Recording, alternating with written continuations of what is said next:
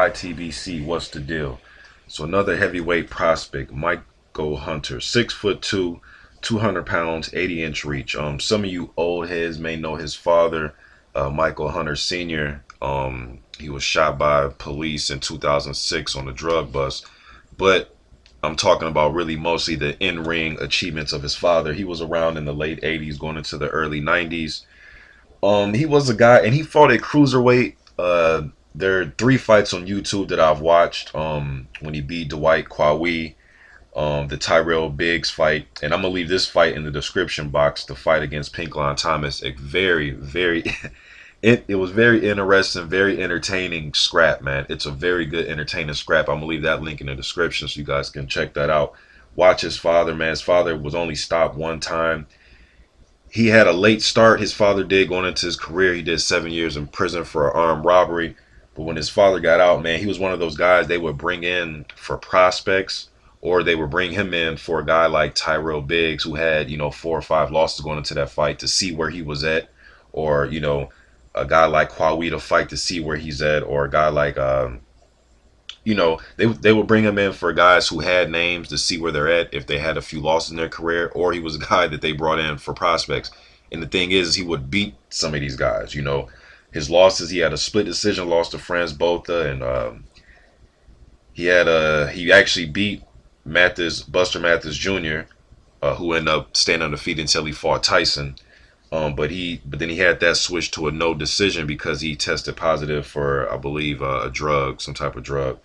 And not a steroid, probably cocaine or marijuana, something like that. But, you know what I'm saying? Then he actually beat Oliver McCall, a young Oliver McCall. He beat Pinkline Thomas, and Kwawi beat an undefeated Jimmy Thunder. Some of you guys remember him. He beat an over the hill Acacio and Tyrell Biggs. But his father can fight, man. He had a real herky-jerky, weird type of style.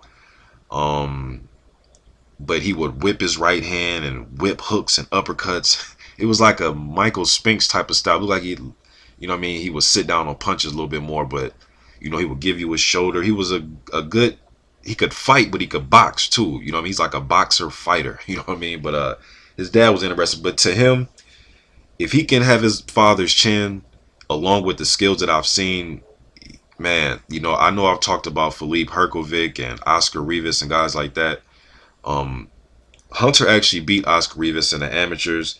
He's fought world level competition in the amateurs.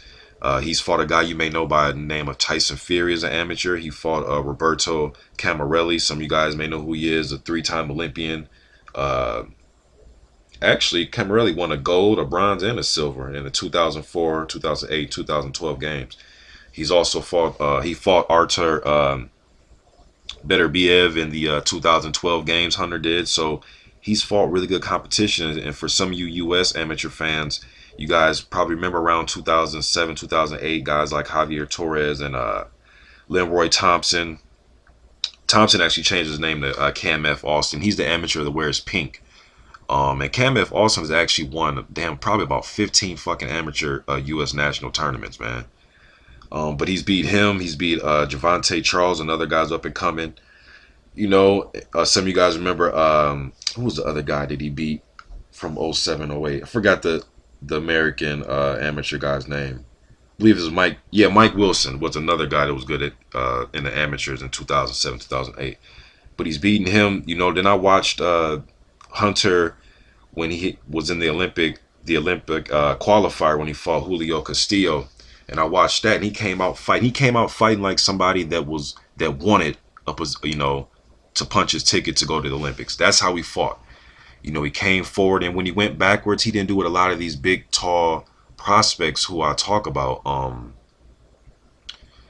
like Michelle Wallace, a guy who just stands straight up with the high guard when he goes backwards. He doesn't do that.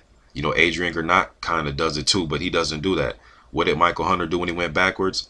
And Julio Castillo came forward. He slipped. He slipped the punch. Slipped and then came back with his own punch, kind of taking pages from his father, man.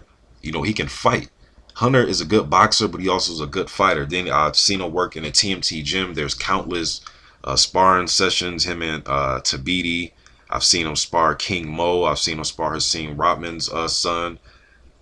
I like what I see by Michael Hunter, man. If he can just take a punch out. Now they have him competing at cruiserweight and heavyweight. His last fight was on PBC. What was the guy's name that he fought? Man, I forgot the guy's name that he fought, but he was landing right. He knocked the guy down with a Douglas. Yeah, that was a kid. The dude's name Douglas. He knocked him down with a good left hook. Douglas got back up, hit him with a nice right hand, knocked him back down again. You know, he was just jabbing and landing shots and moving. He was having his way with Douglas. You know what I mean? Excellent technique, a very good foundation of fundamentals. You know, he come from a bloodline. His father can fight, man. Please go watch his father fight. At least watch the Pinkland Thomas fight, and you'll see what I'm talking about. You know, his father only got stopped one time, and that was his father's last fight. I think he fought who was that? Brian Nielsen in his last fight in the late 90s. You know what I mean? So if he can hold it, you know, his father's chin and keep his technique and what I see, man, this dude has fought world level amateurs, guys who are champions now. Like I said, Tyson Fury since 2007. He also got Wladimir Klitschko already. He came on as in the Klitschko camp in 2011. They used him as a David Haye. He came in the last few weeks of camps to simulate David Haye. This 2011, you know what I mean? So, and Hunter is 27 years old. You know, I like what I see though, man. I really like what I see.